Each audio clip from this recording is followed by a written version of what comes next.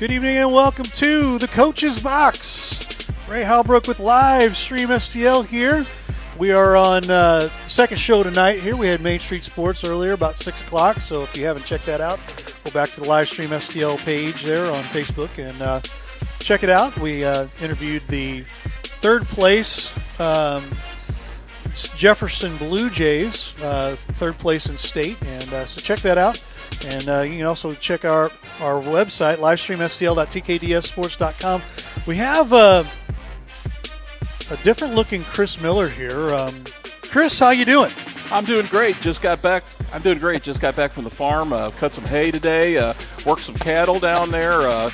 Talked to my old man where he overhauled the tractor while we were at it. So I just got in and showered and shaved and ready to talk sports with my good friends here tonight, Jason Jarvis, Riley Blair, and Greg McVeigh. I'm loving the backwards cap, by the way. Well, you know, it is my signature move. It lets people know that I'm ready for action. Right. There you go. Turn it around like that, you know, in case we're going too fast here. I don't want the thing to blow off my head. Right. So I am going to turn the show over to my good friend Jason Jarvis, Riley Blair, and Greg McVeigh here, and they're going to take it from here because I got some more work I got to do down on the farm. There you go.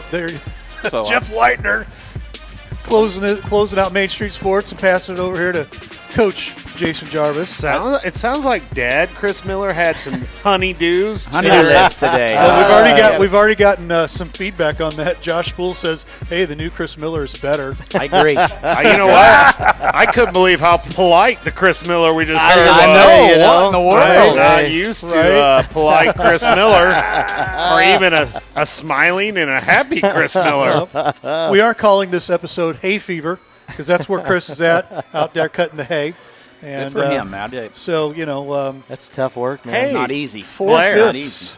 Do you get to get Chris back for all the bashing that you take when man. you were here? Yeah? I didn't even get to watch it all. I heard some of it, but yeah. I mean, you know. I got told about a lot of it. Yeah, you sure did. That's all right. He's got it coming. Don't worry. That's all right. Well, we got his jock strap today. That's right. We got it. That's right. Wow. That's right. There you have it.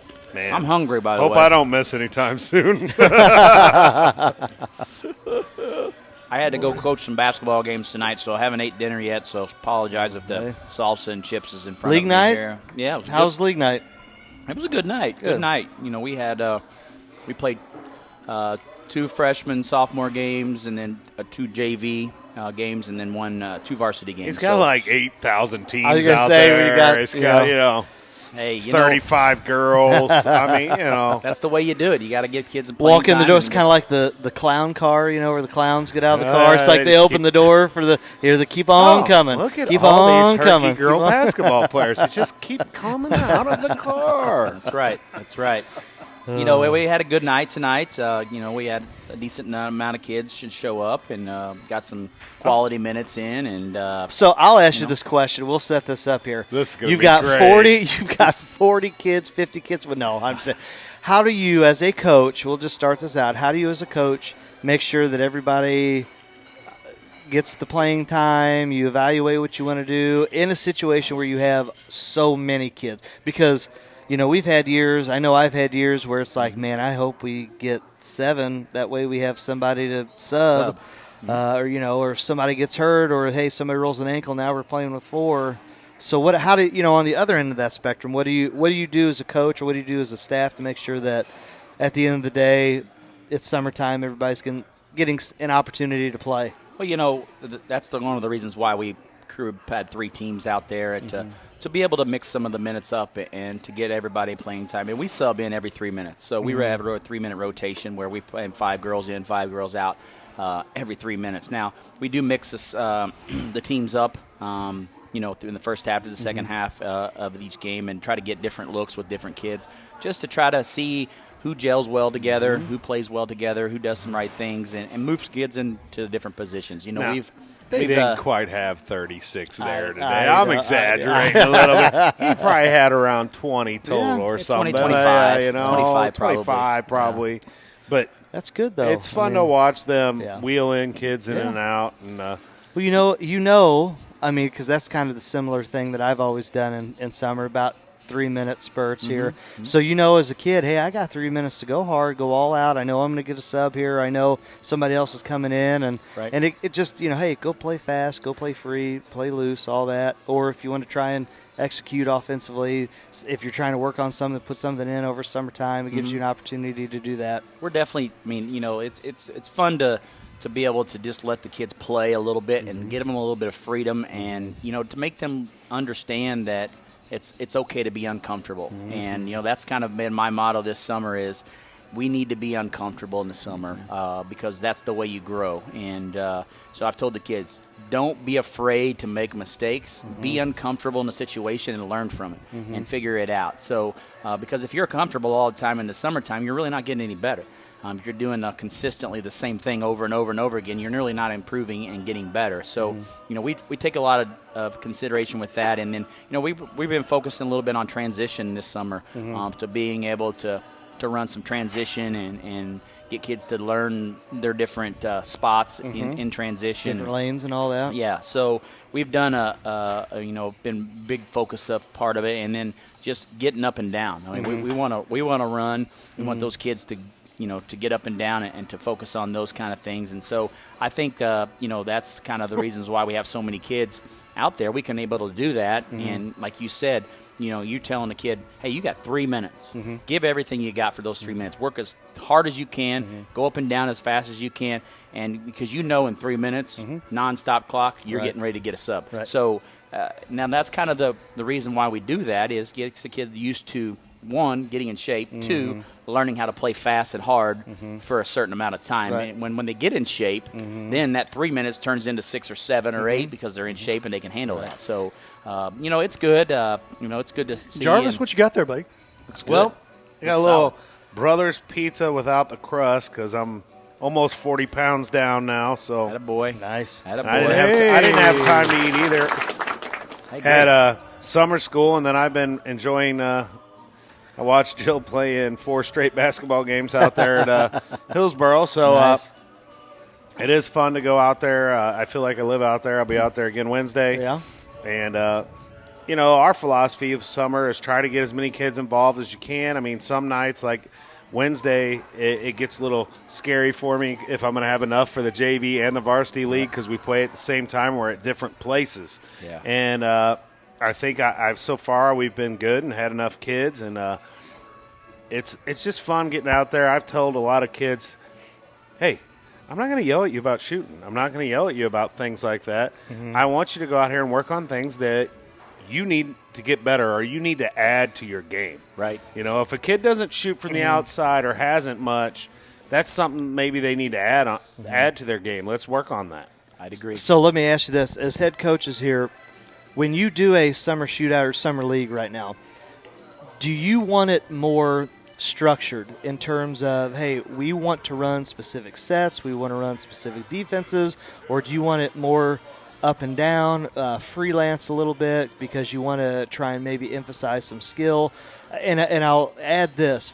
Do you prefer, dislike pressing, being pressed? Is that something that you feel should be a part of summer, should not be part of summertime? I mean, I've always kind of had my philosophy as a head coach, but I want to open up that to you in terms, or is it just, we're going to play the game what the other team does, what the other team does? We focus a lot on ourselves, and I think the other thing that we do is we will mix in a press just periodically just to get our kids to understand that it's, that uncomfortable stage where you put another kid or another team into being uncomfortable. You want to see how they react, but you also want to see how you react defensively when you're putting on a press, or if a team presses you, when you're not expecting it. How do you handle it? How do you understand it? So I think that, to me, we focus on 2 things in the summer, and we mix that up every year. So, like I said earlier, we're focusing on transition, and then we're focusing a little bit on the defensive end. And so I think those are the focuses that we have, and our kids know that. And other than that, we just let them play fast. We don't want them to walk it up and down the floor. We want us to get it and go and find a way to be able to create offense. Create your identity. Yes. And I remember, Jarvis, while you're eating, I'll get you a break here. I remember there was one year we did the licking camp up in Arnold, and it was 1 year, maybe 2 years, where they had the format of you're going to play your game, and then about the last minute or so, or even after the game, all right, we're going to stop everything. And they kind of did it like a football jamboree style where, okay, Team A, you get the ball out of bounds for the last 3 seconds. We're going to flip-flop it. So they gave you different scenarios at the end because I like that year. Because at the end of the day, it's summertime. You want to work on some things, and I even have taken that into the jamboree because I know when we've done the jamboree, I've asked you maybe the last quarter, hey, is there anything you want to run? Right. Is there anything you want us to do for you? Because at the end of the day, summertime, going into jamboree, that's all practice. It's the prelude going into the regular season. Correct, and I think that's a big point of really, to me, the summertime is that. But I honestly don't think that a lot of teams do that. Mm-hmm. And you hear different teams that will try to focus a little bit more on open gym style and less opportunities to play games. Mm-hmm. So, I mean, it's a catch-22, I guess, if you really want to develop and work your kids in the gym and work on some things and try to get better, or do you really want to go up and down and play games and let your kids just learn how to play without structure, basically, and see how they play? Because I think a lot of kids, and I'm speaking for the kids that I coach, if you don't give them an identity themselves and what they can and can't do, they're always thinking too much about it. Just go out and play. Just go out and play and show me what you can do without being told you got to go to point A to point B, or defensively you got to play in between this place and this place or whatever. And I think that has become a lost art, just letting kids just play and letting big kids be comfortable, Right. Because I don't think that kids are as much that way. I mean, they're so coachable. You got to be told, I got to go to point A. Right. I got to go to point B. I've got to do this. I've got to do that. And I think that's the kind of thing that I take a lot of consideration with. Speaking of that, there's 4 of my basketball girls that just walked in the door here from some games. So, but I know that one. Yeah, I hope you would. I hope you would. But I think as far as what you go, I mean, I know that you structure a little bit, kind of 50-50. You like to get in the gym, open gyms, half of them, and then half of them he does with his games. So he gets to piggyback off of what happened on the games and then puts them into play in his open gyms. Well, I tried to do a bunch of open gyms before school was out to try to get us ready, and participation was hit and miss. So some kids got the stuff, some didn't. Right. Some are learning on the fly. Right. I like my kids to get put into as many game situations in the summer as I can. End of game situations, like the other night, we ended up going to sudden death overtime. We had to foul to get to where we needed to be to win the game, and that was something we had to work on. That was something the kids had to know. I had used a couple timeouts in that last, saved them all towards the end. And it was good to get them in those actual situations because I think the more pressure situations you can create in the summer is going to help you later on. Oh, yeah. Now, let me, Jarvis, continue on. Let's talk about football.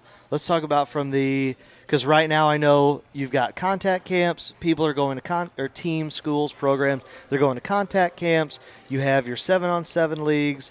You have obviously your weights in the morning, your conditioning. You have your contact days if you're just basically doing practice. So how does that maybe change on the football side? I could tell you right now, I would be nervous if I'm a head coach, small school, going to a contact camp, because I would want to do it. Part of me would say, let's go do this contact camp. We're going to go see some teams maybe we never see before. But the other part is, well, if I only have one quarterback, or I have one stud running back, or I've got 2 quality linemen, I'm scared to death that somebody's going to get hurt, and then I'm not going to have them for the season. What's your philosophy switching gears to football when it comes to the summertime, contact days, contact camps, etc.? All those things that you mentioned, I think, depend on what level your team's at. Okay. Correct. Like with us, we got a new head coach. We're probably going to run our 4th different offense in 4 years for this group of seniors.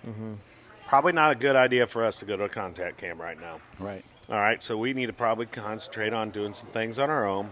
We've had a couple contact days already. We have one tomorrow. We'll have one on Thursday.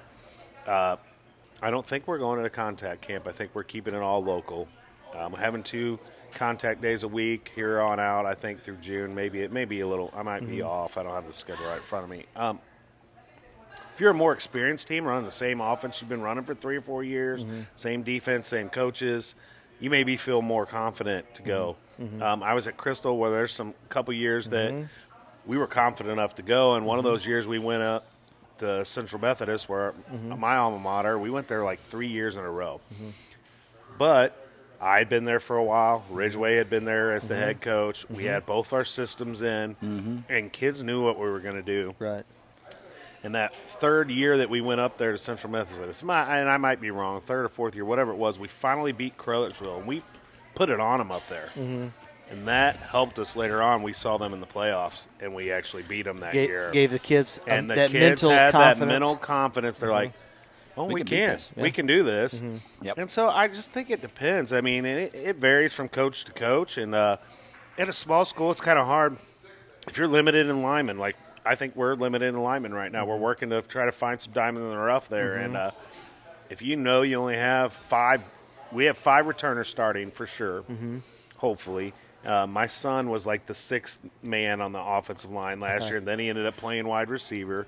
I don't know, what that combination. We're at a stage right now. We don't know where any of our positions are. We're learning a new offense, defense, and but some schools, if they're like, I bet Festus could go to a contact camp and get something out of it. Right.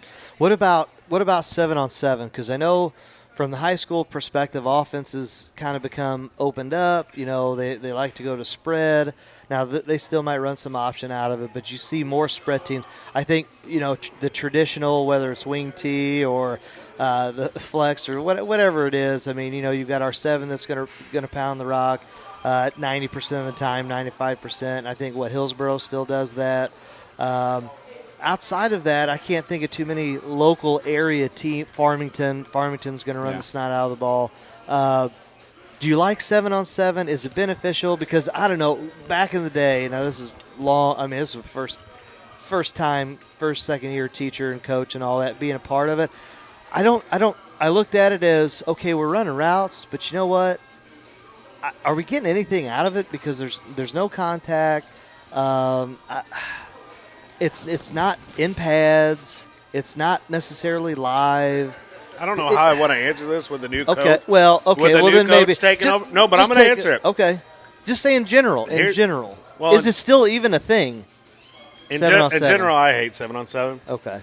Okay, and this year I'm moving to coaching outside linebackers, which is something I've done before, and middle linebackers too. I've coached both, but I'm going to be doing outside, and I think Coach Hunter's doing inside.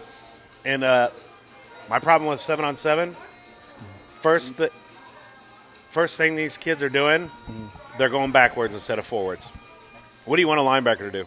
Read and go. You want them to go step to forward. A gap, right? You want them going forward first, and that's what bothers me about 7-on-7. It's the first thing you do in the summer. Because you're not running, and we know the other team's not running. So what's those linebackers getting? Trying to cheat or trying to find it? Trying to get outside, trying to get in those passing lanes instead of taking read steps like you would in a normal football game. That's where 7-on-7 kind of bothers me, as a defensive guy especially. Okay. Right. All right. Now, as an offensive guy, if I'm a spread team especially, 7-on-7 is going to help me get timing with my quarterback, get timing with my receivers. It may even help me if, like, I'm a split veer team or something. We're running veer. They'll run it at 7-on-7, years where I've seen it. They'll run all the same action, and then they'll run their play action passes off of it or whatever. So, it's me. I'm not big on 7-on-7. Okay. But other coaches are. Yeah, I'm just curious. It's kind of, 1,000 ways to skin a cat or whatever, and you got to do what's best for you in the program. I'm just curious philosophically. Now, what about how do they run the contact camps? Is it jamboree style? Is it actually, hey, we're going to play a game, but we're going to shorten down the minutes, kind of like a basketball shootout? Does it vary from place to place? Are those beneficial? I know we kind of already talked about if it's beneficial or not, but the ones I've been to, were like situational. Okay. You may have a goal line session where you do 8 plays on offense, 8 plays on defense. But then there may be some that there's scores kept. It just depends on where you go, how they have it set up. There's different ways that you could do it. I like the situational kind of, you get, okay, it's goal line or, inside the 20 or outside the 20 or however, they may do it. But there's different ways to do it. I haven't been to one in several years. And the one I had always been at was Central Methodist, so I just know how they did it. And, I guess it's what you want, what you're looking for. And I still think if you have a team that's a veteran group, it's something good to go to. Not saying a young team couldn't go. Right. But you got to make sure you get some stuff in before you go. So let me play devil's advocate. And this, like I said, hypothetical. You got your new coach, you got your new offense, you got your new defense. As a head coach, if you were new and you move across the state, now you're the head coach for a football program, would you say, yes, let's go to a contact camp so I can evaluate who I have? And I don't know if this guy can be the linebacker. I don't know if this guy can be the starting center. I don't know if this guy needs to be the quarterback, et cetera, et cetera, et cetera. Would you as a head coach say that would offer a benefit to us as a staff that we can evaluate if you can get all your guys or the majority of your guys there? Would you look at it like that? Or is there a different way to go about evaluations in your mind from the football? Because this is, I don't know, I look at basketball, football, you want to do some same things, but I'll go to shootouts all day long for basketball. We can play 50 games over summer, and that's great. I'm scared to death if I'm a small school. Now, if I'm DeSmet and I've got 100 kids in the program, then sure, Well, heck, I already had another torn ACL at an open gym this year. Okay. So, at our school, and people I don't think they realize, oh, next man up. Okay, next man up, but if this next man was one of your top 3 players that you have returning, you can't just turn around at Herky and grab next man up, and he's going to give the same production. Yeah, no. I mean, I couldn't just find a Moreland last year, and now I got another kid. Kind of like track, right? This guy runs a sub-12 100, but then the next guy up runs a 13. I don't even know. I'm making up numbers. It doesn't exactly work that way. No, this kid may have been a 40% three-point shooter, and I can't turn around and go, oh. Let me find one of those. Oh, yeah, right here he is. No. If it's and the kid I lost this year's one of my best shooters I had coming back, and I'm just saying at a small school like ours, you do worry about that kind of stuff. I mean, you do. I was at Hillsboro last week, and I kind of got on the refs a little bit because Gabe, I felt like, was getting fouled, and it wasn't getting called, and he got knocked to the ground like 3 or 4 times. About the 5th time, I'm like, dude. There's got to be some fouls. There's got to be some contact here, and I get it, summertime, but I've always said I think we talked about this a couple weeks ago. If I'm going to pay $250, $300, whatever it is, I still expect a quality. I don't want this just to turn into street ball. I want this to be organized. I want this to be refereed or evaluated professionally. I get it that you're probably going to let some physicality go just because it's a running clock and the families that are there to watch the action rather than putting some guy on the line for a one-on-one worth 2 points. But, yeah, there's got to be some quality control to it. What the heck's Miller talking about? He says Riley Nager played the whole year, I thought, when he first got there, right? I think he's talking about Klaus. Okay, he never missed a beat. He's full of molasses. He's full of molasses. Hey, he doesn't get to comment. He's not here. That's right.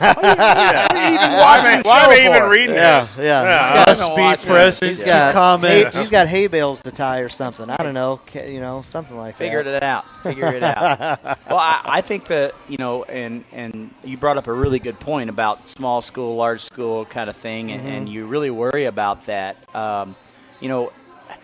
I also want to ask a question with some of these coaches that I know watch our show. I mean, what do other people's opinions mean? This would be interesting because I think that you see so many different philosophies, but you look back and you look at the different schools and the different programs and the different teams and what they do differently in the summer, and how that translates into the season. And does it benefit that team to do it that way compared to the other way, or is it, and I think it comes down to it. I think you see a lot more coaches being more on the side of just getting kids to play more, because especially in a small school, because you have to share so many athletes. They are three-sport.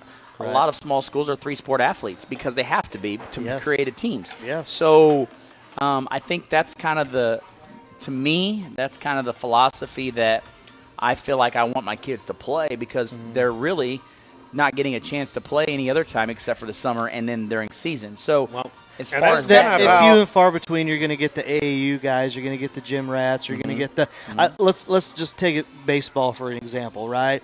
Jefferson County's been baseball heavy for decades, right? Because every town values baseball. Yep. But I wouldn't imagine that they're doing not shootouts, but whatever you want to call it. It's not like they're R7 or Festus or they're doing school games. No. All those kids they're playing, whether it's Little League or Legion or Select. Sure. And so those coaches, Barnstormer, all that, Slava, all that. So they're not necessarily doing anything. They might have a week of camp, but they sit back, they get the benefit of other people and other programs. I changed my philosophy on that when I was a kid. I mean, and I've been in other programs where we'd have a week of basketball camp. I don't have any basketball camp. Except my junior high. Right. And I did some open gyms with elementary, and hopefully next year I'm going to get an elementary camp going. But I've taken the aspect of I'm going to have me 4 or 5 open gyms, and then I'm going to go play 15 or 20 games, whatever it is. Yeah. I think I'm only having 3 open gyms left on the year. We're playing Wednesday night. We're playing in a shootout Friday. We're getting 2 games in. Yeah. We got a shootout on the 25th. We're going to get 3 games in. And so I've kind of taken a different philosophy. I want to get them playing games together. I want them in situations where they have to make decisions, not only with me barking them at them all the time, but maybe making a few on their own. Well, and I think as the years have gone by, we go into same thing in the classroom. We have to not necessarily make it a dog and pony show, but you have to make things fun. And let's be honest, dribbling a basketball against defensive pressure instead of playing a game is not fun. And so if you're a kid, they want to play the game. They want to play the game. So once again, there's still a winner and a loser. Exactly. And they still got that competitive nature, and you're playing against other kids from other schools who you're competitive in all sports. I mean, it got pretty chippy with us the other night in a game, and it actually both our games at Hillsboro got a little chippy, and I'm like, this is great. I mean, we lost both games, really close games, and I'm like, this is awesome. I want these kids to be put in these situations where they got to claw their ways back. We go down to Kingston on Monday, and we get jumped on by like 15 points in one of our games, and we come back and we won it. But it really took everything we had to come back and win that game because we played real sloppy, and we learned, hey, we can't come out early in a game. You just hope as a coach that I'm hoping they're learning those things. Well, and on top of that, hey guys, if we're going to sit here and commit to the off season, or let's just say the summertime, to doing these games, then you as an individual, you're going to have to spend time on your own developing the individual skill. Yep. And so I think that's the chicken or the egg. Well, and some of us are lucky enough. Like, I mean, Blair's got next level. He's got helping him. I got Josh Moreland and Jacob Moreland's dad, he's been taking the kids. They've been doing stuff. I don't know what they're doing, but they're going to play in some tournaments, and I think their first one's coming up here. So it takes a whole village, man. If you want to be a successful program, you have to get some parents involved. You got to get some people that are willing to get your kids into leagues outside of Jarvis time, outside of Coach Buddy time, outside of Coach Sims time. And I would say Coach Jarvis time is probably 15%. Oh, yeah. And the other stuff is when they're third grade and then up. Because we all know it's kind of like, oh, well, this girl just started or this guy just started, but we're playing against teams that, yeah, they've been playing together since 3rd grade. Mm-hmm. Well, you're not going to compete. No matter. There's no getting better when they have – well, they might be a freshman. That's great, but they've been playing for 8 years. Right. 9 years. So And I'm lucky enough to have some kids that have been doing that. I mean, I had some good parents. I had Jim Vaughn. I had the Blacks. I had a bunch of families that were willing to put in time, the Morelands, to get these kids playing together when they were in 3rd, 4th, 5th, and 6th grade. Right. And I think if we can do well this year, I think it's going to attribute – a lot of it attributes to them playing all this time. So that's kind of where we want to kind of maybe break here. But when we come back, let's talk a little bit about, maybe the side of summer and how that impacts other sports and how that connection comes with it together. When you have kids multiple sports, how does that help you? And that's what Miller just put on here, and I'll bring him up even though we said we're kind of banning them. But if you play baseball or football and can't make it to basketball stuff, kids need to go home and shoot on their own. Kids played 3 sports back in the day, but they went home and shot at home or played pickup games with their neighbors. You got to develop your own game, either shooting or dribbling. And I was talking to Dalen Parks the other day, the guy that runs 34 Hoops, and we were just having a conversation, and he goes, Jarvis, I remember all of us that we played. I might get done with football camp, ride my bike over to the baseball field for baseball practice, and then get a ride over to the YMCA to play until it closed, and then maybe back to Sunset Park to play some more basketball under the lights. All right. And I'm not saying that there aren't some kids doing that, but it's not like it was. Right. And you got to put in the time if you want to be great. I watched that Kingston girl today play against Hillsborough. They had like 40-something points, and she probably had 30 of them. Oh, yeah. And I'm talking, But her shot was beautiful and I today. can tell you right now, she's in the gym all the time. Dude, She's in the gym all the time. She is gonna score a crap ton of points this year. Well, She is already has. She is single sport. I couldn't tell you I don't that, know. but I just I don't know know. that she She's really lives good. and breathes I bet she is. basketball. I bet she is. She might be, Yeah. but she can She shoot. fills it up, doesn't she? Oh my gosh, she can shoot the rock. It's a going thing that when kids are successful, success breeds more, and kids want to do it more when they're having success, and that's another point that maybe we want to talk about in the second segment here before. But Ray, we'll turn it over to you for a break here, and Absolutely. appreciate it. All right, you watch the Coach's Box. We will be right back.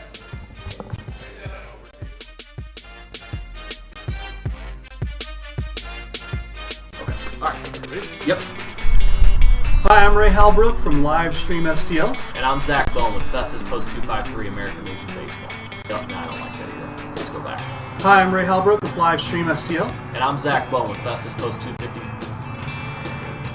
Hi, I'm Ray Halbrook with Livestream STL. And I'm Zach Bone with Festus Post 253 American Legion Baseball.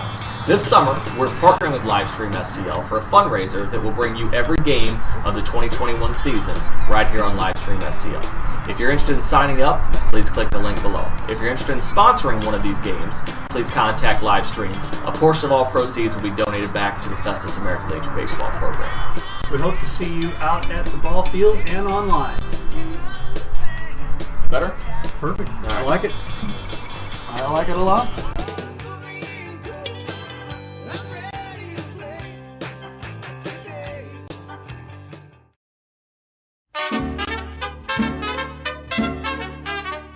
For fine Mexican cuisine, A family atmosphere. any place to watch your local sport teams. Come out to La Pechangas. Check out our 4 locations: Arnold, Herculaneum, Crystal City, and Bonter. Come out to La Pechanga.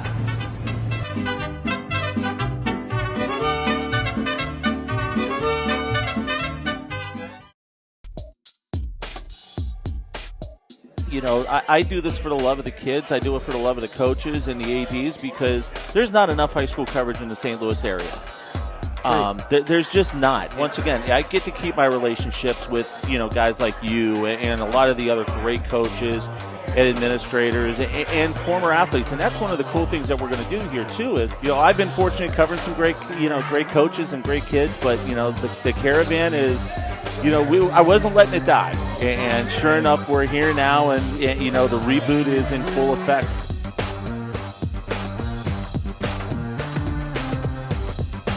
Wiley Agencies have locations in Festus and Arnold to serve you. We offer home, vehicle, business, and life insurance, as well as investments and much more. We utilize a custom approach to make sure you, your family, and assets are properly protected. Give us a call today for great rates and savings at 636-764-6294 for the Festus office or 636-333-9903 for the Arnold office. We'll be happy to review your current coverage or just talk sports. You can also email us at SeanWiley@allstate.com. Jefferson College has affordable degree options for students of all ages. Plus, register before December 11th and you could win a $250 book scholarship or other great prizes. Jefferson College provides safe on-site and online options and many exciting career pathways like humanities, business, social science and public service, math, physics and technology, and science and health. Students who know, go Jeffco. Enroll now at jeffco.edu. Hi, this is Coach Riley Blair from the Herculaneum Black Cats. Hi, this is Coach Jarvis from the Herculaneum Black Cats. Hi, this is Coach Zach McVeigh with the Jefferson Lady Blue Jays. Hi, I'm Chris Miller from St. Pius X High School. And you're watching the Coach's Box. And you are watching the Coach's Box on Livestream STL. On Livestream STL.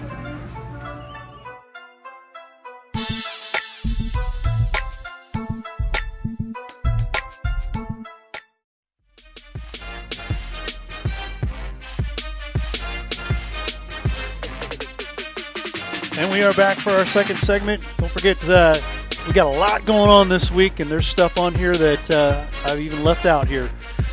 Wednesday the 16th, Festus at the JC Blazers, 5:30 p.m. live from Fox High School. The 17th at 5:15 p.m., DeSoto takes on Festus 253 out at Jefferson College. Again, 5:15 on our pregame there. Festus at Rock Memorial Friday, the 18th, 7:45 is our pregame there, and the 19th, if we got two different scenarios here. This is going to be a 9-inning game or a doubleheader the 19th, beginning at 4:45 p.m.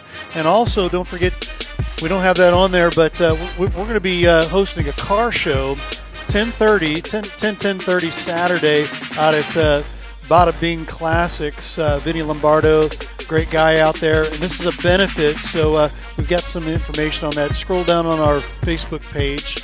We'll get that on your docket on Saturday about 10:30. We'll go live with that, and if you're interested in helping us out here advertising with the Coach's Box or Jeffco Diamondcast Baseball, give us a call, 314-852-4398 or livestream STL at Outlook.com. As we jump right into our next segment here, guys, take it away. All right. Hold on. You weren't on, I don't think. You're on now. All right. Before we go on to the next segment, I do want to give a shameless plug here. My son's baseball team is having a car wash on this Saturday in DeSoto. I'm at the Dairy Queen there in DeSoto from 11 to 3. So if you want to come out, support the SMCI Legends 12U baseball team, come on out to DeSoto. There at the Dairy Queen from 11 to 3, and the young men will wash your cars for a donation, and we'd love to see a big crowd out there supporting these guys. They had a phenomenal tournament this weekend and playing against literally a AA, AAA tournament, and a team that's been a single A, AA team, and competed really well. And so, we want to give a shout out to them, but we'd love to have a big crowd out there at the car wash on Saturday from 11 to 3 there in DeSoto with Dairy Queen. So you could be over there getting your car washed and watching Livestream STL doing the car show. That's right. All at the same time. All at the same time. Deal. Right? I mean, I was going to take the clean car over to the car show afterwards. I like how you work there. I know. I wasn't going to do a shameless plug. I was just going to do a plug on Livestream, Jeff, the whole gang here, and everything they've been doing and how much involved they are with the baseball this summer. And, if you don't haven't had them come and do anything for you, Ray and his staff and everybody works here. They're all have a out staff? here. Yeah, I think you do. I mean, you got all kinds of people working Four for you. knuckleheads. You got four knuckleheads every week. Yeah, I mean, we're sketchy staff, maybe. But, hey, if you want the coach's box to come do your game, it costs extra. But what I'm saying is, they have so many opportunities out there to get involved in the community, and they're trying to just support Jefferson County and our athletics, and it's a great thing. And we wouldn't be involved with it this long if we didn't think it was. And Ray and them do a great job. And we don't suck. No. I think the biggest thing about it is it is a benefit to the young athletes in our area. It gets them, recognition, one, and two, I think it gets recognition for businesses that want to sponsor them, because I think it's very important that these young men and women get some camaraderie that they deserve. 'Cause to me, I mean, we have so many great athletes in our county that really need to be getting noticed from the college standpoint. And I think it's been happening. I mean, I see it all the time, breaking news or this and that, and putting stuff out there about kids around here. And, that saw several basketball kids that are going to actually go play college basketball. Right. And, Jefferson R7 was on the show right before us. And, going to the Final Four is a big deal. I don't care. Yeah. I know it's the Blue Jays, and when we play them, I want to kick the tar out of them. But when the county school's going, I mean, you got to, as a county, you got to recognize that, and you got to be behind that. And I think our county does a decent job of doing that. When everyone else is out, and you still see a school that's there, and you support it. I mean, heck, I try to watch it, and when Jefferson R7 was making a run in football, I went and did a game, and I enjoyed every minute of that. And I just like to see county athletes, Jefferson County. I've lived here my entire life except my 5.5 years of college. And, I mean, I just love – doctors, right? I love to see it. I just love to see it out there, and I love what we're doing here. And I think that goes along with two other things that I think is important. I'm sorry. That was Not good. a doctor. That was awful. That was good. Those are for doctors, though. I got my master's degree, man. Dr. Jarvis. That would be hilarious. But I still love you, Coach. Do you have your master's degree? No, sir. Okay. I can bring my transcripts 4.0. I mean, come on now. There you go. Goodness gracious. I'm so sorry. But, I think that the biggest thing about it, and this says a lot about this county, I mean, I say that, we take a lot of pride in being competitive amongst each other. But when it all comes down to it, everybody appreciates everybody in this county. I think you have a relationship, when you step on the floor, the court, the field, whatever it is. I think during that time, you're competitive with each other. But once that's over with, you go have wings. Yes. Maybe unless you're Terrell Jarvis.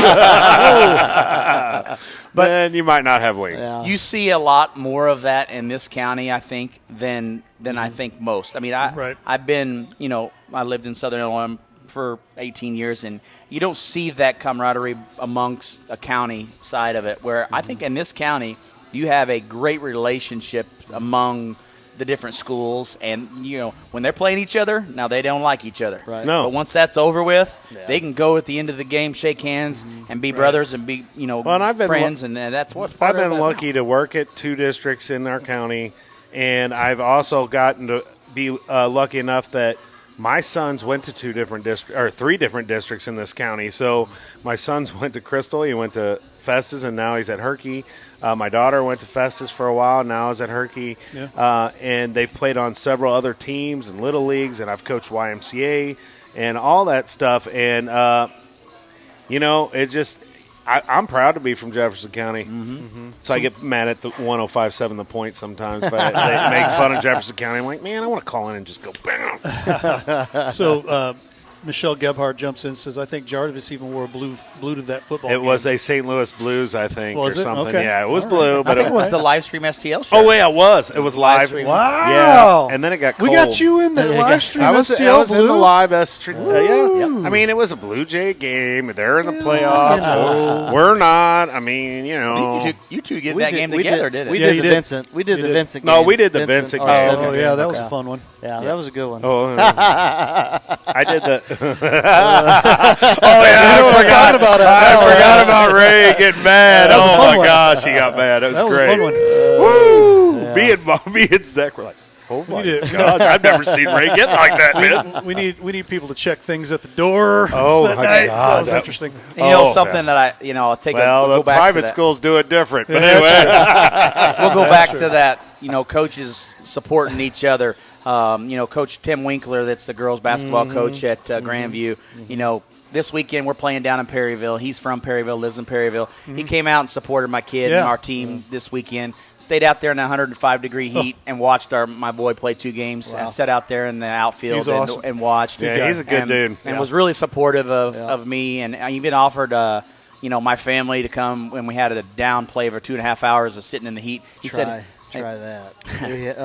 it was crazy. Yeah. He said, come on over to my house. I'll let you in my house for air conditioning. You got your family can come on over. We'll feed you for lunch if we need to. We'll take care of you. That's the kind of relationship when that coaches around this county and we talk bad about Perryville a lot, but Bruce treats us pretty well. Sure he does. Well, except when Uncle John, all them guys are reffing. But other than that, I mean, Has anybody had an update on Bruce? How's he doing? I think he's doing pretty well. I think he's doing we well talked about from what that I've this heard. weekend. Yes, Thoughts are with you, Mr. Bruce. Yes, but that's the kind of thing we were just talking about. I mean, he didn't have to do that, but Right. out of respect to me, and my family, he said, "Hey, I want to come out and support you. Right. I appreciate you as a friend, and as a fellow coach, and so I think that goes a long way when you're in a county of competition. I mean, Grandview and Herculaneum has had some major competitions in the last few years for sure. Especially in girls basketball. Yes. But you know what? At the end of the day, we could respect each other. We respect each other outside of it. It's a game. It's a competitive game. We're competitive for that time frame, and then after that, we become friends again. I got to even say this for Tim Winkler. I know you guys were at my mom's wake and everything. He come in right before we closed everything off that night too. So. Appreciate that. That's the kind of guy that he is, and so I wanted to give him a shout out. I know he's probably not watching because I think his team was finishing up there at Hillsboro, but him and I and Coach Jarvis had a probably 25-minute talk tonight, just about a little bit of everything, really. Yeah. And but that's the kind of relationship that this county has and deserves respect from, because I think it's important to see that this county is a Class Act county, and especially when the school districts come together as a whole, as a county, and you see that. Well, I'm going to piggyback off of that, and I was thinking about this on the way into the show, and I know we did this down in MAAA. It was in North County. We did that unified game, and I would challenge all of the JCC schools to start that up, just to, and I know it might be more difficult maybe at the small schools. I know the large schools could probably work that out this upcoming year or in the not-too-distant future. But you talk about an awesome opportunity, not only for the kids, but just the community, and there's not a dry eye in the house when you get to watch those kids play up and down in between halftime. We did it at Herky, and it was awesome. Oh my gosh, 4 years ago, so great. I hope that maybe they can bring that and make that an every year event at multiple different school districts, because I tell you what, it's great for the kids that get to play in the game, but I think it's sometimes even better just for whether it's the players or whether it's the fans that are in the stands. That is something that is just really, really, truly special. Well, I'll take a lot from that game, and we'll talk about that a little bit. I think that, that night we had beat R7 earlier in the year, probably 25, 30 plus. We came into our place in conference time, and they ended up beating us really in the last 2 minutes. And right after that game, we had that unified game. You know what? And that entire loss was completely shut off after watching that game. I mean, you talk about cold chills and goosebumps, and just to watch those kids' reaction, but more importantly, to watch the support of both communities coming together for those kids, unified together as one, and that's what it's about. That's what it's about, the kids. Yeah. ADs, we know you watch. Soups, we know you watch. Yes. Let's put that together for the community. I think it's a countywide thing, and maybe take it out there. Take it out there to Jeffco and do it. Oh my God! Oh, look at this guy! Oh, he's off the farm. Oh my goodness! Look at this guy! Oh my goodness! Man, you changed a little bit. Man, you changed a little bit earlier. Man, I was gonna say, deodorant, where's bro. the deodorant? Oh. Man, Ray, he changed a lot from the beginning of the show. I know, it's man, all dirtied up. Man, it is what it is, right? That was good. Oh man, I knew you couldn't miss it. If you're gonna pull up a chair. Just got to be on that side over there by There's Jar. a chair already over there. Chair already over there, right in front of the cup. The mic's over there. The headset's over there. No, the headsets are over there too. I got to set a headset up. Oh my gosh. Lordy. It's good stuff right here, man. Jeez. If you can't tell, that's Coach Miller with his MPV Farms shirt on there. So he drove 125 miles an hour to get here. Probably. Yeah, that hour and 45-minute drive. That's it. Yeah, he does not do anything illegal. That's wrong. That's wrong. Lordy. Oh my goodness. But anyway, while Chris is getting set up, what we were going to kind of talk a little bit about what coming back from the show. You said you had different perspectives on stuff. I think that you come into play with. We talked about at the beginning. Is it important for kids to, you want your kids as much as you can with your hat's you, on wrong, and be a part of your program. But we take a look at, in a small school. You have kids that school. I'm talking about Coach Spool. Yeah. But he got quiet after your comment. He did. He got quiet because he found the table.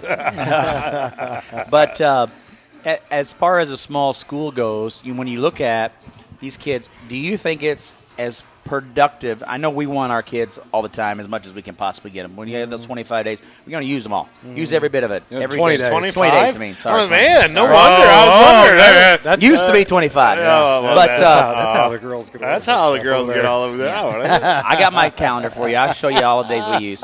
But wow. All 20.5. Guilty conscience. But I think when you look at the concept of, but like he was talking about, he's been at a large school side of it, where a small school, those kids got to be able to be versatile in all sports in the summer. Do you think it is beneficial for your kids to maybe go with another sport and be beneficial competing in another sport maybe during the same time as yours? Is it beneficial to you that they're competing at least, besides not just showing up?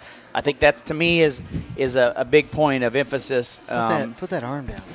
I know. But here, hang on. Let me put one finger up. You're number one, Zach. As far as being selfish, yes. Am I selfish to want them all the time? Absolutely. But is it beneficial for me to be able to allow them to, be doing competitive stuff with other sports within your school district? Do you think is there a difference between small school and large school? Well, we go back to the numbers, right? So football is a battle of attrition. Yes. I think basketball is a battle of attrition. Baseball is always going to come down to pitching. If you've got 3 guys that are quality guys, you're probably going to give yourself a good chance in the playoffs. But if we're going to sit here and we're going to talk just overall in general, small school to big school, yes, you want your kids going out and playing, and you want them to be with you 100% of the time. But if they're going to go out and say, hey, I've got volleyball camp this week, or my select such and such, my select softball team's playing, I'm not going to be able to play a basketball game this night. They're doing something. They're not sitting at home on TikTok or YouTube, and they're not sitting in the AC. What's TikTok? Exactly, right? So they're at least doing something. And honestly, they're probably working different skill sets or different movements that's going to help them out. I mean, I'll say this, being in North County, we had, I guess if you want to say a benefit for me, I mean, we had, a girl that is playing D1 basketball right now, one of the girls that I had, and her senior year, she didn't do a thing for volleyball. Okay, she was a great volleyball player, but she knew her goal was to go D1 basketball. So she made it known way before the summer. I'm going to be in Chicago for this showcase. I'm going to be at Atlanta here. I'm going to be at here. My goal is to go give myself a scholarship. Now, you got to understand, this is top echelon talent in the area that's, once again, going to go fight for dollar signs for scholarship money. So you, as a coach, you understand that, right? I think you've got that if you want to talk about it a little bit. But, if you're on the other side, of that, as a coach, you just say, I'm going to get them come season time anyway. You bring up a good point because I'm always negative Nelly, but but you bring up the point of, well, that just allows another kid to develop, to get more minutes, that then hopefully come district time makes the bench that much deeper. Mm-hmm. So you've helped out, kind of given me that perspective rather than, well, we don't have so and so. Oh my gosh, we've got to play this school. We were already going to struggle. Now is it even worth playing right now? So I think it kind of, you want the kids to play as many sports as they can, and I'm a big believer in playing multiple sports. Mm-hmm. I selfishly, I want the kids there. I mean, if it's the sport I'm coaching. So if they're going to football while I have stuff going on, yeah, I want them there because I want my players. But at the same time, when they get to a certain age or if they have the opportunity to play at the next level, and that's their number one, whatever sport that they're missing mine for, I'm okay with it because of what you said. Because that's how I feel. It's like, okay, we'll just try to develop another kid. Well, what happens if that player that's plays multiple sports is in foul trouble or God forbid gets hurt? You want somebody who's going to be able to step in and know how to handle things or have had game situations. So at the end of the day, as long as they're not sitting on the couch eating Cheetos or whatever that Insta-Snap or whatever. No, the only time I get Insta-Snap. What the heck is that? The old Ron White? Are you naked on a beanbag? I want them to at least Cheetos? communicate with me. That's the biggest thing that I've tried to tell our kids. Like, look, I know you got stuff going on. I know you're either working. I know you're either playing another sport. You're doing showcases for your number one sport. Just tell me so that way I know who I have, and I can kind of have an idea before I walk in the gym and go, oh, hell no. We only have this many kids. Well, and you saying that, like, Wednesday's a perfect example for me. I'm playing a JV and a varsity game that same day. So, dude, just let me know so I can say, okay, I might need to pull this kid to the varsity game. Sorry, JV, you're only going to have 6. I need another guy or whatever it may be. And the communication thing is, and I've had a couple that I have one right now that I have actually 2 that baseball is their sport. So I knew this summer I wasn't going to see him much, right? But he always replies when I post, hey, games this time on Wednesday, this time on Monday. Who's going to be there? Yeah. And he always replies, and says, hey, Coach, we got a baseball tournament. Or, hey, I got a baseball game that night. Or, hey, I can be there this week. So that's the biggest thing. Yeah. And I think that, that kind of goes off to the point of what I never worried about Duncan. Is why do coaches get so worked up on having their kids completely all the time compared to at least their kids are out competing? And to me, the summer is about competing, whether it's competing in practice against your teammates, whether it's competing against another team, or whether it's competing against yourself in a skill by yourself where you're making yourself better. I think where we all get aggravated is when we find out, that kid is actually here, but he's not playing his other sport. He just didn't feel like coming to mine. Correct. And that's where you get aggravated. But we all know, we've seen kids that at the end of their sophomore year, and by the time that you see them on the court in November or juniors, how much different, whether they've grown, whether they've gotten bigger, whether they've gotten stronger, whatever. Summertime's a great time to showcase what you can do, and it gives the coaches your first look, the first opportunity, the first impression. like, oh man, he might actually be able to help us this year. We didn't Right. have him on our Oh, yeah. radar. Well, Now he is. Bam, there he is. And I'll say this for the kid, from the kid perspective, and I'll use my son as an example. I try and say this as a dad, now that he's in junior high, he's involved with school sports and all that. You don't want to look back at your career or your time in sports and ever think about regret in the terms of, I wish I would have done this, I wish I would have done that, woulda, shoulda, coulda. Man, I wish I would have put more time in. I wish I would, no, go I could out. have been this. I could have Because done that. maybe I could have been a better such, fill in the blank, right? And I think from the kids' perspective, hopefully families that watch a show can understand that and relate to that and say, hey, you know what? Hey, you may not want to go to open gym or you may not want to do this, but think about it. You've got 4 years in high school. After that, you're going to be an adult in the real world, and 95% of you, it's done. That's right. Have no regrets. Done. No regrets. Right? No, I'll be honest with you. My dad said, hey, listen, if you don't want to play sports, I need to make sure that we have the best, cleanest fence lines in Iron County. And I'm like, dude, And you're not playing sports, and look what's going on. I know, right? Right? Well, yeah, I know. That's what I mean. My son, he doesn't have a job right now. Well, he plays 3 sports. That is the job. And he's going to school. He's taking a summer school course. And I'm like, dude, if you stay active, I'll take care of it. I'm not going to make you work unless, you Because all the values of going to work, you're getting the same values by going to practice or going to games or going to whatever. I mean, you have a boss, you have to do what they tell you to do. Right. What's that? Oh. All right. Well, guys, let's turn it over to Ray here. We'll go to another break here and come back with our third segment and finish out the show. So Absolutely. Thanks for watching the second segment. You're Ray, watching the it's over to Coach's you. Box. We'll be back.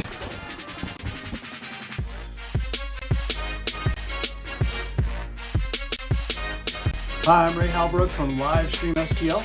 And I'm Danny Sigmund with Rock Memorial Post 283 American Legion Baseball. We'll be partnering this summer with Livestream to bring you all of Rock's action for the entire season online. If you can't make it out to the field this summer, please click the link below. You'll be able to watch all the action online. If any businesses out there would like to sponsor us, please reach out to Ray at Livestream STL. Part of the proceeds that are generated will go back to the baseball program. We hope to see you online and at the ball field.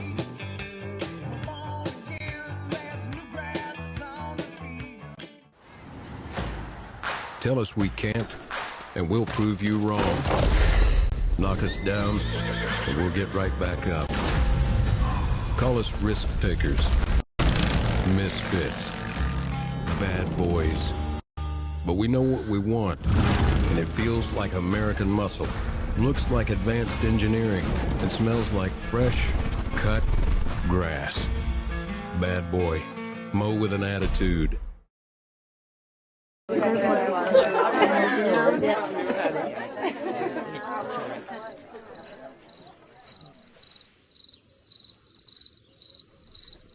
Imagine an HVAC as unnoticeable as the air itself. Sounds pretty good, huh? The new Daikin Fit. Air intelligence.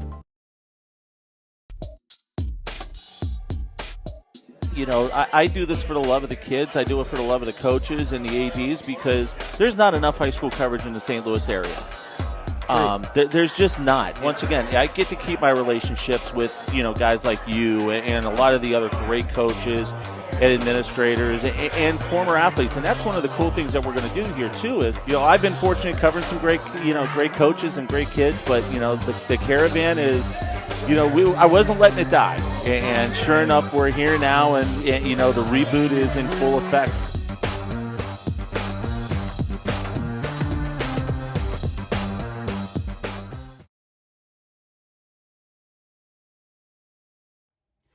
Value. Let's talk about value right now. We here at Livestream STL believe that value is key to keeping our community at a high level. Do us a huge favor today. Talk to your athletic director about the value that Livestream STL brings to your school. Talk to your superintendents as well. Let them know that you want Livestream STL in your schools because we bring high levels of value back to your kids. Thanks again for watching the broadcast.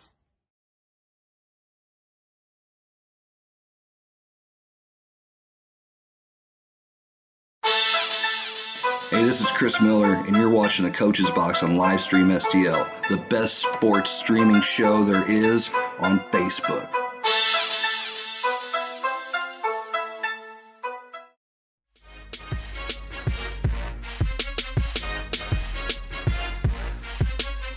And we are back for our final segment here. Before we go to that real quick, just a real quick recap of what we got going on this week. Festus at the JC Blazers, 5:30 Wednesday. Thursday, DeSoto at Festus. That's 5:15. Festus at Rock Memorial, the 18th at 7:45. JC Blazers at Rock Memorial at 4:45 on Saturday the 19th. If you're interested in getting that, click that, hover your camera phone over the Watch the App Q code right there. You'll be able to, that'll take you straight to our link to sign up for the subscription and be able to catch lots and lots of great American Legion and Slava baseball. We've had a lot of folks call about that, which has been great. And don't forget, tonight is the last night to get the early bird special, too, full season. Otherwise, you got to pay about $30 to $40 more than that. So just wanted to throw that out there. Today is the last day for that. So we move into our final segment. Fix that camera here real quick. Get it over here to the guys. And, guys, we are going to roll into our final segment here. What do we got? We are also, we lost our hay bale over here. I don't know what happened. It fell off the tractor or something. I think you ran out of gas. Man, that was a quick, just, hey, I'm here, bye. Literally, hey. Hey, you know, he just had to show up, you know, so he could say he'd been to everyone. Yeah. I have not missed one show. I missed a show. Even when I'm baling hay. But well, you know, stunk. Oh my God, did it smell like some sweat over here? Ugh. But this Thursday, I want to talk a little bit about the sad but true St. Louis Cardinals right now. You know, we're struggling a little bit. Not only are we struggling offensively, but we're struggling with pitching. Yeah, bring up Gorman. We're struggling with consistency. Bring up Gorman. We're struggling with decision-making. We're just struggling with bullpen. We're just, struggling with, maybe the correct lineup, consistent on a daily basis. I feel like we're changing too many things too quickly. We're not letting things work. Keep putting the guys in the same positions and let them fight through whatever. I mean, we constantly make a change, and a lot of people talk about Tony La Russa and said, well, if Tony La Russa was a micromanager and managed it, but you know what? He's managing this year and his team's having a lot of success. Yeah. And you know what? But he didn't really change things. He let things go, but then when he made changes, he stuck with them, and they may not have worked for, right off a bat, but they seem to always play out down the road, and I feel like that's where the Cardinals are struggling a little bit right now. Is there's no consistency across the board at any position, any play, any player, and to me that's why we're struggling. What are you talking about, Bro O'Neill? Bro O'Neill. He's he'll be our part of the game. All-star, our one all-star this year. Him or Arenado? Arenado. I think it'll be Yachty will make it. I think Yachty will make it too. Hey, you're gonna no. When you're fourth in the division right now, you can't have that many. You get one all-star. I agree. Okay, yes. So it's going to be Bro O'Neill because of his stats. Probably. Right? And so that's why as they've gone on the stretch here, each day it grows like, Arenado going to stay? Does he want to stay? I don't think he signed up for this. I don't think. And then the other thing is, once again, is the appeasement. Is it Mo and DeWallet appeasing the fans, saying, "Hey, well, here's one piece for you. Here's Arenado. You need about 10 other pieces, but we'll here you go. This will work for you right now. This will appease everybody." Well, that's what everyone's talking about, and I don't know that Arenado is just going to be gone because I don't know. It probably depends on what's going inside the clubhouse that we don't know. Is the team chemistry okay? I don't see that being an issue. It's just right now you have had. I'm going to fire everybody on the daggone medical staff, and I'm going to go out and I'm going to hire somebody else because I'm tired I'm tired of everybody getting hurt year after year after year. And it's the same song and dance. Oh, it's 10 days turns into how many months? You're not good at your job. Yeah, I you agree. are. Somebody somewhere is not doing. If old Cologne at 48, I saw this the other day, can still pitch and throw 7 innings. If he can do that, then who's he pitching for? I didn't see it. some. Who knows what league? California Penal League. Well, or let's something get like him. That, right? But I don't even care at this point. Right, But healthy for the California. It's a major league reference, right? He may not be healthy when he shows up here. But. Hey, but you know what? At some point, I liked it. It's every year. It's every year. People are hurt and on the shelf. And why? You're not doing your job. Somebody's Coach Ron not doing. Rhodes, I love his post. Who? The Cardinals will be just fine. Why don't you go ahead and just blame Carpenter? Patience, boys.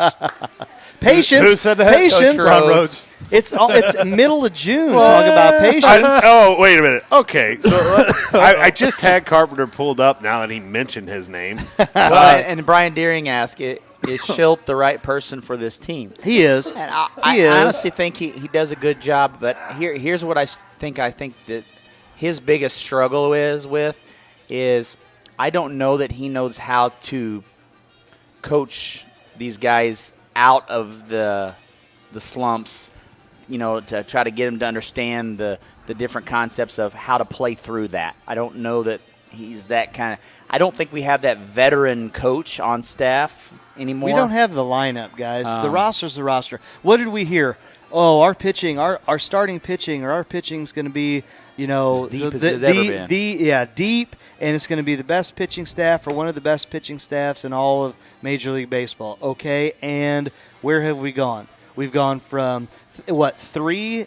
No, wasn't Martinez out for a while? Yes. So 4 of your 5. The one guy that's been consistent this year is the 38, 39-year-old Wainwright. That's the only guy that's been consistent in your starting he's 5. been the best pitcher. Everybody, and Flaherty's 8-1, 8-2. So I know, but other than Flaherty, he's health, been the best. But health. You can't get on any type of rhythm when 4 out of your 5 starters are constantly hurt, and now you've got to play. This guy's got to go to the rotation. This guy's got to go to the bullpen. Oh, wait, and then on top of that, starting corner outfielders out. A shortstop's out. I'm still on Matt Carpenter, who's batting like 170 with 17 RBIs, 19 hits, 11 runs. Oh, come on. How many at-bats? 106. Okay.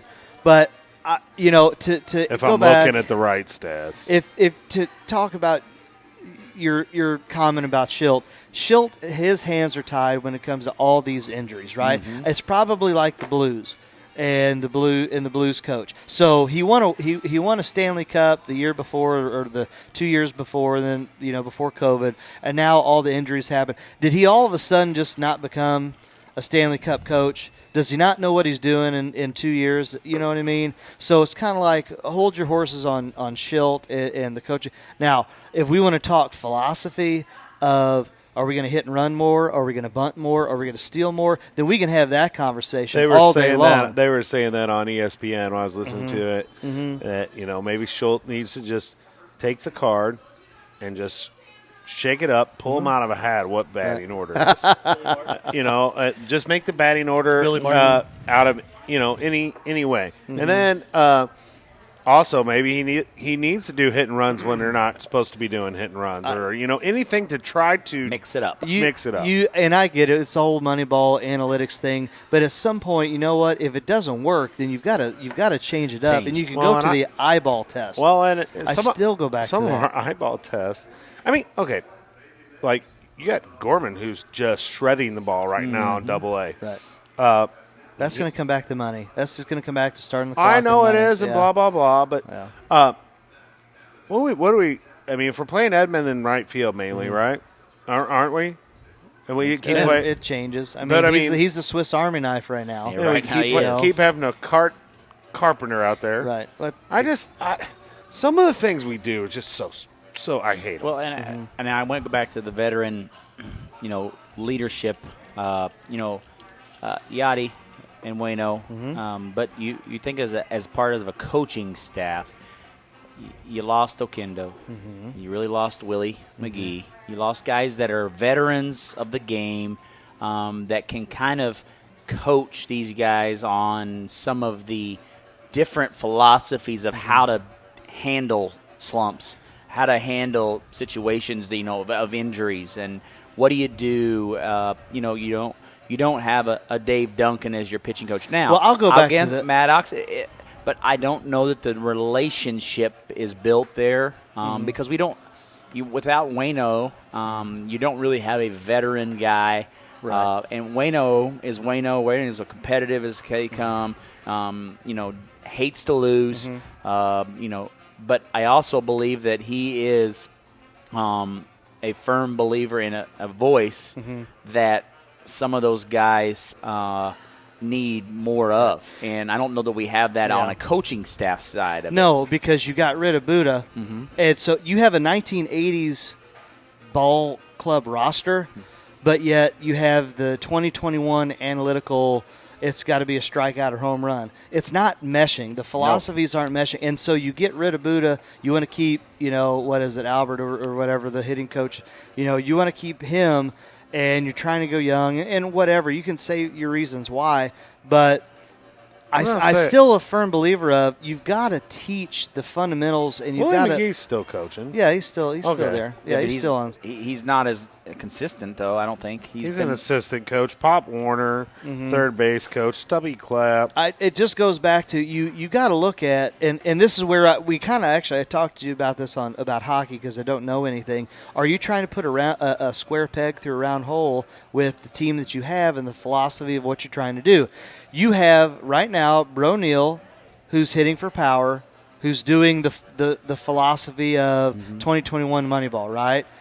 You don't have that in anybody else. Okay, Goldie, he's hurt. I think his back's bothering him. He's been inconsistent lately. Arenado's, I think he's 280 or something like that. So he I think, in my opinion, he's doing better than a first-year player in a new team than what I thought he was going to do. Other than that, where's the consistency? There isn't. And the reason why is because I think philosophically they're playing it wrong.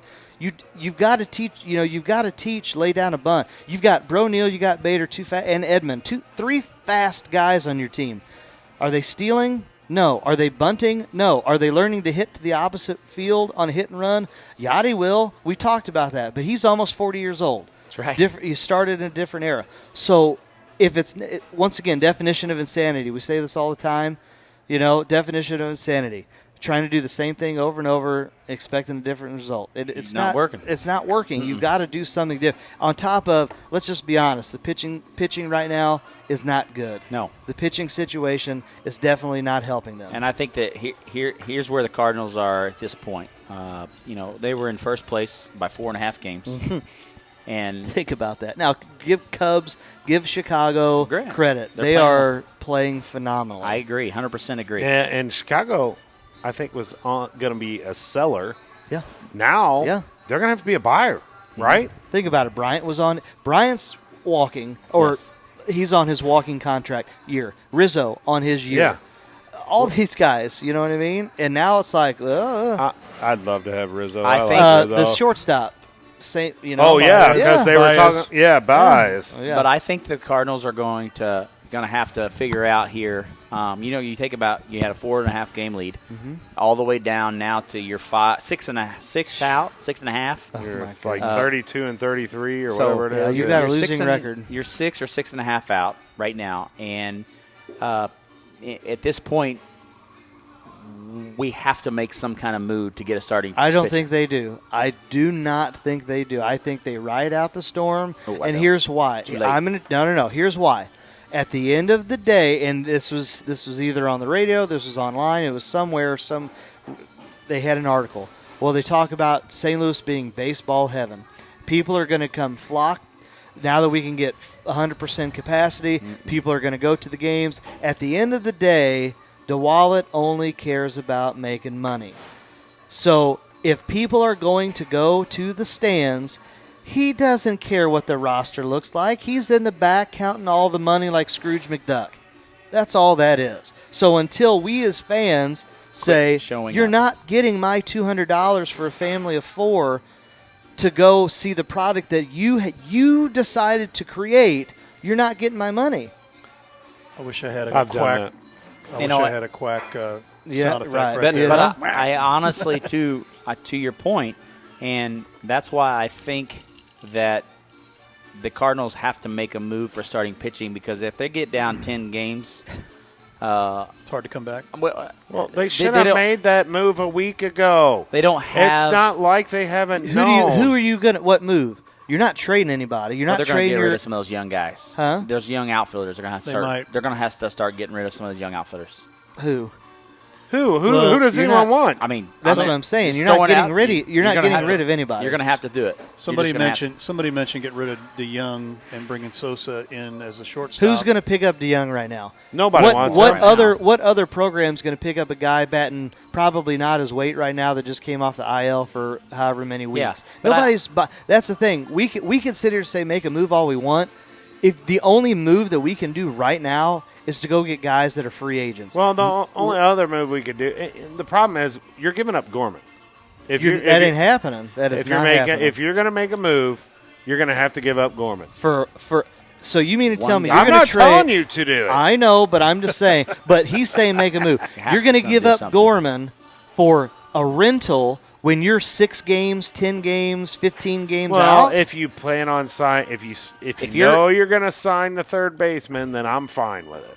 If you're throwing the towel in already and done with it, I'm not. And I'm not either. As an owner, if you're throwing in the towel right now, then our St. Louis Cardinal fans need to be flipping livid and not show up to a game the rest of the year. Because But think about it. They built this stadium and talked about, oh, we're going to sign the best players. We're going to do this and that. People aren't wanting to come to St. Louis anymore. No.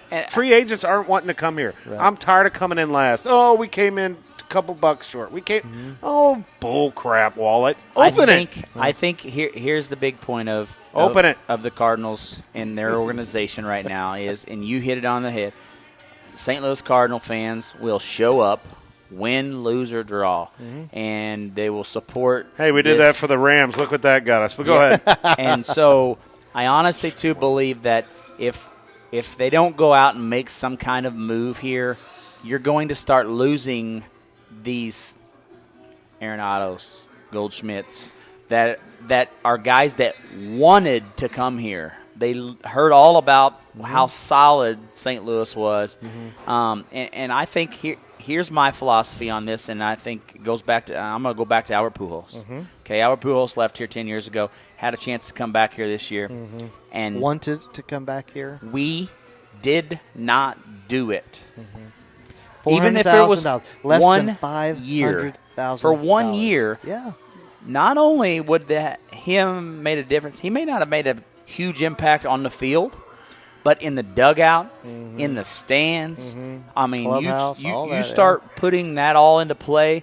This organization would have been went through the roof. Right. Learn to And compete. when we were 4.5 up, we could have jumped to 12.5 up. And if Goldschmidt is really hurt. Yeah, I mean, and so that terminally made me believe that the Cardinals are not worried about this year. They are focusing on the future moving forward, and they're going to get by with what we got and move on to next year and focus on that. How many years have we heard this? I know, but that's what I think about. But there's no. Albert Pujols was the 100% reason why I think that's the case. But If they there's- wouldn't have signed him, I would have thought, okay, you know what? They're going to take him on as a builder of the confidence in the clubhouse. One, he's a St. Louis Cardinal for life. He's going to be 2. He's going to be a morale booster. 3, he's going to play with, Waino and Yachty, which is going to build morale amongst that group. Right. And it's going to change everything. And I honestly, too, believe that that's 100% why. Ron Cardinals Rhodes might play the asked, Bobs. question, how many years has it been in a row that the Cardinals missed the playoffs? Well, go back to Matheny's 2013 tenure. It's been several years in Almost Matheny's 10 years. last several years. Because Schiltz, they didn't make it when he came in that first year. And so it was probably they've only been in the playoffs this past year and the year before, and it was wild card, and it was like the second. Well, wild one of them card. we had to play in a game to There get you in go. there. Right. So, and to me, I just go back to they say, oh, the standard needs to be going to the playoffs. No, I think the standard for me as a potential ticket buyer is that you're putting together a roster that I want to go watch. Because at the end of the day, we say this all the time, and you guys laugh, it's about entertainment. Mm-hmm. It's about me taking my hard-earned money and going and being entertained. And right now, I'm not entertained, and I don't want to go. I don't want to spend the time. I don't want to spend the money. I don't want to spend the effort to go through all of that. And I think what happens is you talk about the players not coming here. Why would you want to come here? What's the selling point? What's the selling point to come here right now? Right. You can go out to the coast. You can go out to either coast. You can get a $300 million contract at all these other places. Weather's going to be better. You're going to have the bright lights in the big city. It used to be, no. We're playing for championships. Yeah. That's what we are missing. But that was because Jocketty was putting together rosters and to compete for championships every year. Mosaic not?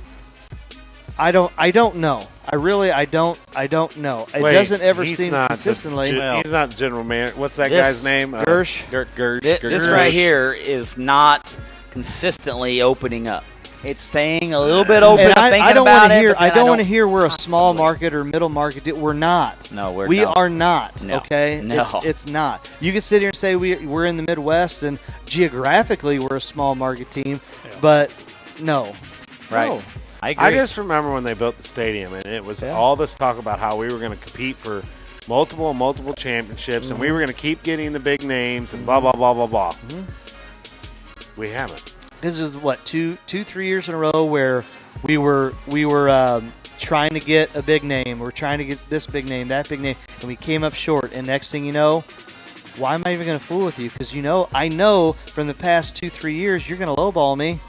Right. And I can go to L.A. or I can go to San Diego, I can go to New York, I can go to whoever else, and they're gonna give me what I want. Yep. I struggled watching all those Chicago Cub fans. Man, they were having such a great time. They were. I was like, this sucks. Right. I'm glad I wasn't here this weekend. But glad I was in Clearwater and couldn't even get reception. It's not fun to watch. No KPWB down there? No, I didn't even bother. There might have been, but he wasn't even going to take a chance. No, wasn't even going to waste my time. I'll check the app or maybe turn it on TV and. Well, let's see. It's third inning. Well, maybe they've got a run or two by now. It's maybe 2-2 right now. I don't know if that's changed. I think it's still the same. Yeah, it is. Well, that's it's the Marlins. Yeah, I know. Well, gentlemen, that's we'll call it a wrap here on a hay fever episode here. So hay fever. Hold on. Yeah. Before we leave though, I'm Zach McVay, and we need to bring back steroids in baseball. Are you not entertained when steroids are back in baseball? I am not coming back to Busch Stadium until there's steroids in baseball. And I'm say Zach that McVay, in a couple weeks I'm liable to go message. to a game. But that's because if my kid wants – now, my kid wants to go to a game. He says, Dad, let's go to – okay, I'm going to a game, right? That's going to happen. But other than that, they're not getting my dollar. No. I say no. Are you getting free tickets? I say no. I'd get free tickets. If I can get free tickets, I'll go. I got four. Especially if it's all inclusive. Free tickets. They had a really good deal going on. 3-2 Cardinals. O'Neal just drove in a run. Oh, imagine that. That's my boy. I know, bro. Right? There's one. We need about 8 more, right? Yep. 8 more O'Neals? I'd take it. Yeah. 8 more guys hitting consistently. So I heard they had a really good deal going on here, where you get a ticket and a hot dog. I think it's like $6, something like that. $6 deal. So we should just all go and have a show out there. I think I'd love it. Be fun. I think I'd What love do you it. think? You paying? Hey, What do you think? You buying? Sure, I'll buy it. All right. I'll That's buy fine. it. Hey, I know. I ain't getting my money. I'll buy the 5 tickets. My Washington. Your brothers. He can't spell O'Neal correctly, but I mean, he's got to say. I mean, I get You it. just spelled it right. Is it O-N-E-A-L? Isn't it? Is it Not N-E-I-L? A-L, Is it I-L? Yeah, his is E-I-L. Yeah. I just want to make fun of my brother, but I mean, David Jarvis will let you come out here and kick his butt later. I told him if he'd show up, we'd put him on the show. He's we would. chicken. He's a big guy, isn't it? I met him a few weeks ago. He's hiding behind this phone technology thing. You know, Come on out. he's waiting to pounce at the right time. I saw him get marched out one time. True statement. All right, there you have it. There you are. Thanks for watching the Coach's Box. We'll see We you will next be back. Monday. Yeah, we will be back next Monday. You guys will be back next Monday. I'm not sure. Am I supposed to be here next Monday? I think next Monday you have something going on. Are we going to have the blue ball? We're Might gonna have the blue ball. We might have the ball, or we may have a fill-in. We may have, Hey, may have a fill-in. fill-in for it. Ruh-roh. So we'll see. We'll Watch see. out. Watch out. Who's that going to be? Fill it in. We'll see how it goes. Find out. All right, thanks for watching the Autocorrect, Coach's whatever. Box. So tune in We'll next see Monday to see who it is. See you next week. Have a good week.